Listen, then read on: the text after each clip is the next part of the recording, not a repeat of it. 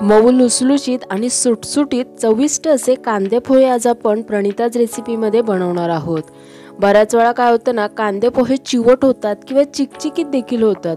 तर हे सर्व होऊ नये म्हणून या व्हिडिओमध्ये मी बऱ्याच टिप्स सांगितलेल्या आहेत, त्यामुळे हा व्हिडिओ बघताना कुठेही स्किप न करता पूर्ण पाहत रहा। कांदे पोहे म्हटले की ते झटपट बनून तयार होतात, अगदी सकाळच्या नाश्त्यासाठी किंवा घरी अचानक पाहुणे आले तर हे कांदे पोहे आपण झटपट बनवू शकतो। चला तर मग पटकन आजच्या आपल्या रेसिपीला सुरुवात करूया। नमस्कार, मी प्रणिता। प्रणिताज रेसिपीमध्ये आपल्या सर्वांचं खूप खूप खूप मनपूर्वक स्वागत आहे। यूट्यूबवर अशाच नवनवीन रेसिपीज पाहण्यासाठी प्रणिताज रेसिपीला पटकन सबस्क्राइब करा आणि बाजूला दिलेल्या बेल आयकॉनवरही क्लिक करा। कांदे पोहे बनवण्यासाठी मी इथे 2 कप पोहे घेतलेले आहेत। एकदम पातळ असतात ते पोहे घ्यायचे नाही, थोडेसे मीडियम जाड असतात ते घ्यायचे आहेत। याच्यामध्ये आता पाणी घालून आपण हे स्वच्छ धुवून घ्यायचे आहेत।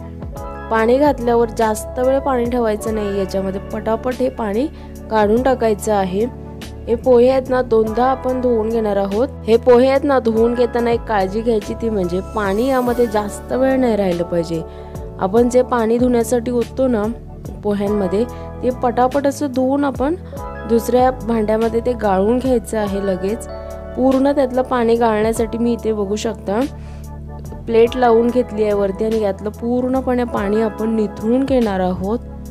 जर तुम्ही जाळीवर काढणार असाल तर लगेच जाळीवर काढलात तरी काहीच हरकत नाही आहेत पोहे। तुम्ही बघू शकता इथे मी पोह्यांमधलं संपूर्ण पाणी काढून घेतलेलं आहे, निथळून घेतलेलं आहे आणि पोहे सुटसुटीत झाले आहेत।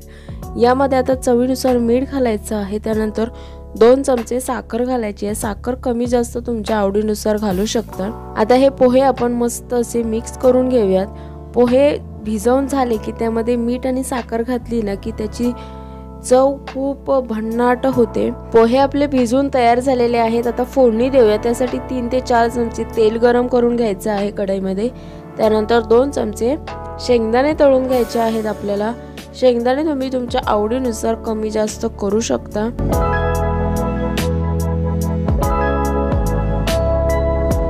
तुम्ही बघू शकता इथे शेंगदाणे मस्त लाल होईपर्यंत इथे तळून घेतलेले आहेत। आता एका प्लेटमध्ये काढून घेऊयात।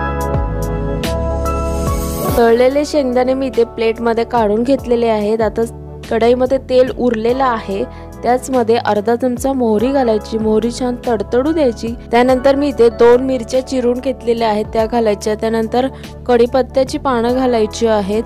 मिरची तुम्ही तुमच्या आवडीनुसार कमी जास्त करू शकता। जर लहान मुलांसाठी बनवत असाल तर थोडी मिरची कमी घातली तरी काहीच हरकत नाही।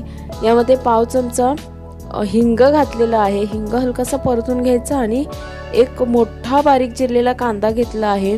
कांदे पोहे आहे, अर्थातच त्याला भरपूर सारा कांदा घालायचा आहे, तरच त्या कांद्या पोह्यांना भारी अशी चव येते।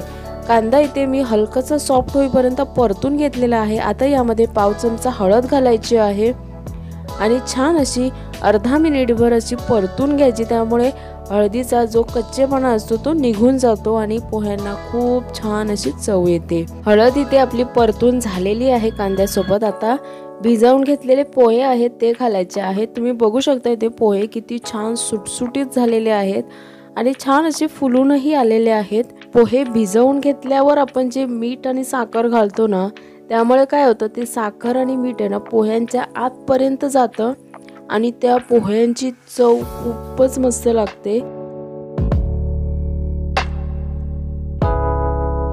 पोहे इथे मी छान असे मिक्स करून घेतलेले आहेत, तुम्ही बघू शकता। आता यावर आहे ना झाकण ठेवायचं आणि जस्ट फक्त 2 मिनिटं वाफ काढून घ्यायची आहे। इथे जवळजवळ 2 मिनिटं झालेली आहेत। तुम्ही बघू शकता मस्त पोहे असे फुलून आलेले आहेत। हे पोहे झाकण काढल्यावर ना असे परतून घ्यायचे थोडेसे। त्यानंतर शेवटी आहे ना तळून घेतलेले शेंगदाणे घालायचे आहेत। शेंगदाणे मी थोडेसे बाजूला ठेवले आहेत गार्निशिंगसाठी आणि यावर आहे ना भरपूर सारी बारीक चिरलेली कोथिंबीर घालायची आहे। त्यानंतर लिंबाचा रस घालायचा आहे, त्यामुळे पोह्यांना खूपच भारी चव येते। हे जे तळून घेतलेले शेंगदाणे मी शेवटी घातले आहेत, त्याचं कारण म्हणजे त्यातला जो क्रंचीनेस असतो तो तसाच टिकून राहायला पाहिजे, त्याच्यामुळे मी एकदम शेवटी शेंगदाणे घातलेले आहेत। तुम्ही तुमच्या आवडीनुसार कमी जास्त घालू शकता। तुम्ही बघू शकता इथे पोहे मी छान असे मिक्स करून घेतलेले आहे, ढवळून घेतलेले आहेत. खूपच भन्नाट असे झालेले आहेत पोहे. आता पटकन आपण सर्व करूया आणि खायला सुरुवात करूया. असे हे झटपट आणि घरामध्ये उपलब्ध असलेल्या साहित्यामध्येच हे कांदे पोहे बनवून आपले तयार होतात. या पद्धतीने पोहे केलेले आहेत ना, खूपच भन्नाट होतात. माझ्या पद्धतीने एकदा नक्कीच कांदे पोहे घरी करून बघा. तुमच्या पूर्ण फॅमिलीला नक्कीच आवडतील हे पोहे, मला खात्री आहे याची. हा, पण मला कमेंट करून सुद्धा सांगा कसे झाले आहेत कांदे पोहे. ही रेसिपी आवडली असल्यास लाईक करा, शेअर करा आणि अशाच मस्त नवनवीन रेसिपीज पाहण्यासाठी यूट्यूबवर प्रणिताज रेसिपीला सबस्क्राईब करा आणि बाजूला दिलेल्या बेल आयकॉनवरही क्लिक करा. आणि वेळात वेळ काढून ही पूर्ण रेसिपी पाहिल्याबद्दल खूप खूप खूप मनापासून धन्यवाद. पुन्हा भेटूयात अशाच मस्त चमचमीत नवीन रेसिपी सोबत.